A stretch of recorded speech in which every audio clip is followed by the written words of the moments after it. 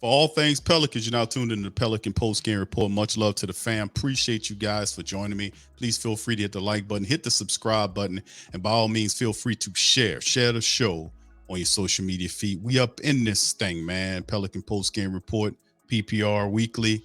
Check fam. Listen, this is one I came across my feed, man. Somebody sent me this one, and it's interesting. It's coming from Clutch Sports, and it talks about Barkley's commentary toward Zion Williamson, and he kind of talks about himself in the mix. And they had this funny picture that they put up of Zion and all this saying he's out of weight. So hopefully this kid listens to this stuff, man. And in the Pelicans, we got to get him where he belongs so we can get this going, so he can prove these people, prove them wrong. Pelicans, speaking of Pelicans star Zion Williamson, Charles Barkley urgent message to Zion amid injury woes. Charles Barkley has been critical of Zion in the past, and yes, he has. He made commentary about Zion Williamson and all this kind of stuff, and him and Shaquille O'Neal and Barkley look like his, all this kind of weirdness. But you've been critical of Zion, particularly when it comes to the New Orleans star eating habits. One more than a few occasions, Barkley has come out on TV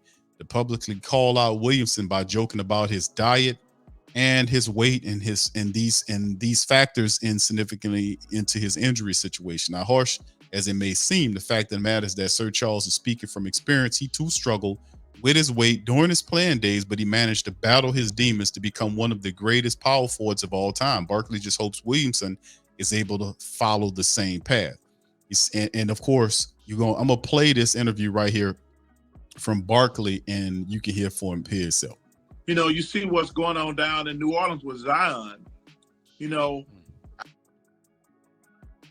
Had a vet on the team is like a coach who could say, yo, man, you got to get in shape. You can't play basketball at your weight. I was so blessed and fortunate that Moses told me, because I told you, Eddie, I've told you this story. When I went up to Moses' house one night, I said, Moses, why am I not getting to play? He said, Chuck, son, you fat and you lazy. And, I did what any grown man do. I went to my condo and cried like a little woman. And then the next thing I did, Moses said, hey, if you want to get in shape, I'll help you get in shape. And he helped me lose 50 pounds. And if it wasn't for Moses, and Eddie, you know this, we've seen, how many players have you seen eat their way out of the NBA? Yeah, tons. A lot of them. Yeah. This is my 40th year. I can name at least 10 guys. I'm not going to embarrass guys right now who have ate their way out of the NBA.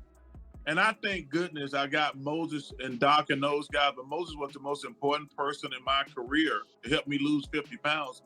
And I wish Zion, because, when these guys are young, they're going to have so much power. Like Zion got so much power. Same thing with this fool down in Memphis, Ja Morant. The coach is afraid of them instead of telling them to grow up and get your crap together. Like, I wish I could sit down with Zion and say, yo, man, you got so much talent, but you're going to have to lose some weight and get in shape, because unless you get in shape, you can't play basketball. Yes. And Barkley is speaking from personal experience, and you can't be mad at him for what he's saying, man, because he's kind of throwing himself in the mix. And it's not only just Charles Barkley that made mention of that with Zion Williamson. Y'all remember back in the day, it was also Karl Malone came out and he said Zion Williamson won't reach potential if he doesn't get in shape. And Karl Malone even went as far as inviting Zion Williamson. Remember, we played the interview where Karl Malone was on there with the Knucklehead podcast.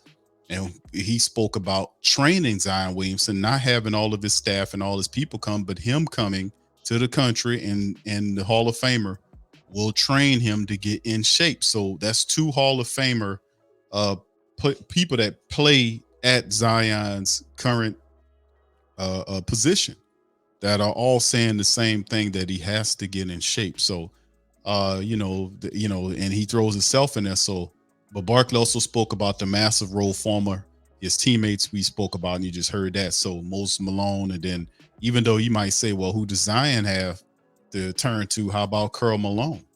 Which is Karl Malone lives north in the state here, lives in the state of Louisiana. Wouldn't be a long journey for Zion, who lives on the North Shore. He lives up here, not too far from me, matter of fact. And for him to be,